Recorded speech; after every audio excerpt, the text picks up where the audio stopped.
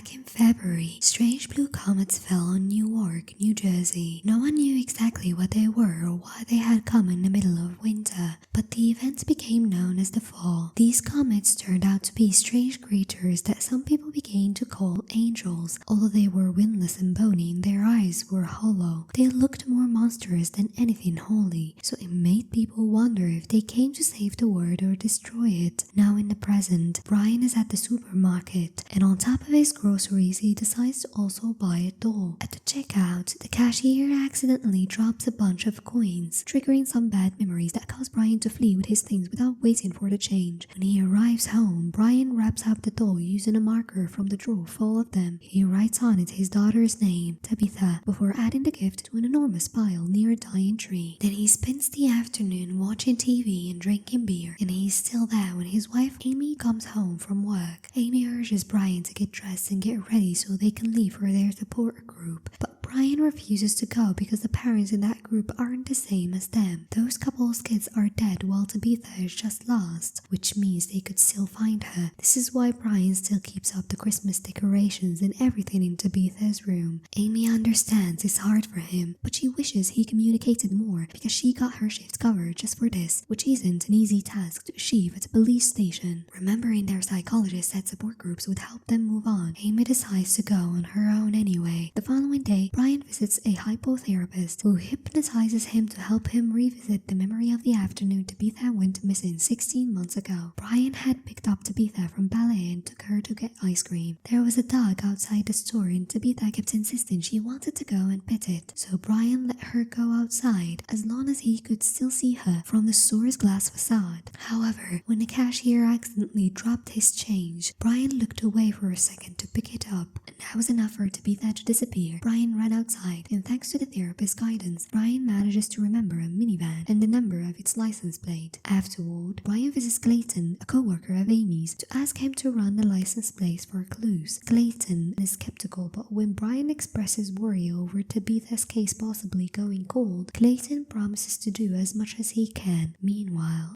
Amy continues to go to the support group led by Tommy. One evening, she shares the story of Tabitha's dream to become a ballerina. She began taking classes, and she wanted the brown ballet shoes the girls from Elvin Ailey would wear. Their local store only carried pink though, so Brian brought a bunch of markers to paint the shoes as many times as needed. The markers are still in the house, and they are one of those details that act as a constant reminder of their missing daughter. One of the other parents wonder if this means Amy wishes Tabitha was actually dead, but she denies it and ends her story there. When she leaves the meeting, Amy gets a call from Clayton telling her that the license plate is a dead end. Amy didn't even know about this and gets frustrated to learn Brian has been hiding things from her. She gets in her car ready to leave, but suddenly she sees in the mirror the reflection of a girl running behind the car. Believing her to be Tabitha, Amy follows her into an abandoned building where she finds a sleeping tramp next to an old shopping cart. When she looks inside it, she's shocked to find the head of a dead angel. Later that night, Brian opens the drawer and finds all the markers gone. Amy explains she's thrown them all away because tonight she's finally accepted that Tabitha is dead. Brian freaks out, refusing to give up on his daughter and calling out Amy for doing so. However, Amy is tired of him putting his pressure on her, and she's just trying to survive, which is difficult to do when she sees Tabitha everywhere. Not wanting to hear such hopeless words from his wife anymore, Brian goes to Tabitha's room to tidy it up again. Then his phone rings with a call from a private detective Brian has hired, who tells him the name and address of the minivan's owner. The next day, Amy has to rush to the police station after she learns her husband has been arrested. He's been charged with trespassing because Brian has gone to the house of the minivan owner to snoop around, causing the neighbors to get scared and call the police. The fact the license plate was a dead end wasn't a lie. The owner hadn't been in town when Tabitha disappeared, but it seems Brian is desperate to find someone to blame. Once Brian is released, Amy tells him Tommy is waiting for them outside because it was he who gave her a ride and now he'll take them home. As soon as they return to their house, Amy scolds Brian for snooping around a stranger's house, asking him to let the cops do their jobs. However, Brian thinks the police don't care about missing black kid and accuses Amy for doing nothing to help. Hurt, Amy begins pointing out how Brian keeps drinking himself to sleep and won't go back to work, so she's the only one providing for the family while he spends a fortune on unopened Christmas gifts. Then, Amy decides to finally confess she's having an affair with Tommy. Amy asks Brian to fight for her or he'll lose her with this attitude, but Brian says he can't because if he does, that means Tabitha is dead. Amy goes to bed alone without a word and Brian decides to go to the bar. The only place he ends up finding is a diner with a waiter, Tony, in charge. Since Brian wants something strong to drink, Tony searches her manager's secret stash and brings out a bottle of tequila. Noticing Brian is feeling down, Tony offers him to get busy with her, but Brian turns her down as he shows her his wedding ring. Tony wonders why a married guy is doing shots alone in a bar at 2 a.m. In return, Brian wonders how someone young like Tony became so jaded. Tony explains she isn't jaded, she is wise, thanks to an epiphany she had last week. She had been working at the diner, and a baby that wouldn't stop crying was driving her crazy. Thus, she went outside to have a smoke. That was when she noticed a guy was selling illegal substances across the street, so she decided to ask for something to help her pass the day. His goods turned out to be pure angel blood. It seemed people have been capturing the angels and selling out their parts. Tony bought some and gave them a try. Shocked by how heightened all her senses became, she felt like she could see the origins of everything that surrounded her, but the effect was too strong to handle, and Tony ended up going to the bathroom to throw up. When she looked at herself in the mirror afterwards, her mouth was gone and her eyes were black. Even now, Tony thinks the blood did its job and showed her the truth. She is a monster. Brian says he is a monster too, so Tony requests to exchange stories. She begins by telling Brian that she goes to support groups for parents that lost their kids, except that she didn't lose hers. She actually abandoned her daughter in a burger place. Still, when she tells stories to the groups, she pretends the child is dead because it makes her feel better. Tony doesn't know where her kid is. She can't go back to get her because she's been declared unfit. But even if she could, she doesn't want to. Brian can't understand how a parent can give up their child like that. Then tells Tony the story of Tabitha's disappearance. He feels guilty because he had promised he'd always watch over her, yet they took her when he made the mistake of putting his attention on a bunch of coins instead. After drinking some more tequila, Tony turned on the jukebox and drags Brian to the dance floor. The two of them have fun together and even come closer for a kiss, but the moment is interrupted when the music suddenly stops. Tony rushes to the register to grab some more coins for the jukebox, but when she accidentally drops them to the floor, it triggers Brian's drama and he leaves without even saying goodbye. On his way home, Brian thinks he sees Tabitha in the middle of the road and follows her into an alley where he finds a trail of brown markers that takes him to a trash container. When he opens it, Brian is shocked to find a wounded angel lying on top of the trash. Deciding to help, Brian carries the angel in his arms all the way to his house, where together with Amy he puts the angel on Tabitha's bed. The pair comforts the angel and takes care of the wound while discussing their options. Brian mentions the police, but Amy refuses because they would just take the angel away. They agree people are disturbing for selling out angel parts, and while Brian wonders if heaven is a dark place, that God kicked the angel out of it, Amy thinks the angel is here for them. The three of them fall asleep in Tabitha's room, and in the morning the angel is feeling so much better that it decides to share its blood with them. It gathers some blood from its wound and put just a drop on Brian's and Amy's tongues, which is still enough to make them trip. It seems the angel blood accelerates the process of grief, and the couple begins going through different stages in minutes. Brian admits he doesn't know who he is without his daughter, and Amy finally gets tired of the smelly tree, so she pushes it down and begins throwing the gifts around. Then Brian has a breakdown on the floor, only for seconds later to ask Amy if Tommy had been a good affair. When Amy says yes, Brian leaves the house and goes all the way to the support group to punch Tommy. When he returns, Amy's smiling because he's finally fighting for her, and she helps him bandage his hand. The couple begins reminiscing about the nights at the movies, where they went from friends to lovers, and suddenly they kiss, finally feeling connected again. They begin getting busy in the middle of the living room, and soon the angel comes over to watch them and let his blood rain all over them from his neck. A bright light light surrounds the couple, and once they've finished, Brian and Amy open their eyes to find themselves inside the theater. On the stage, Tabitha finally performs her dance for them as a final goodbye.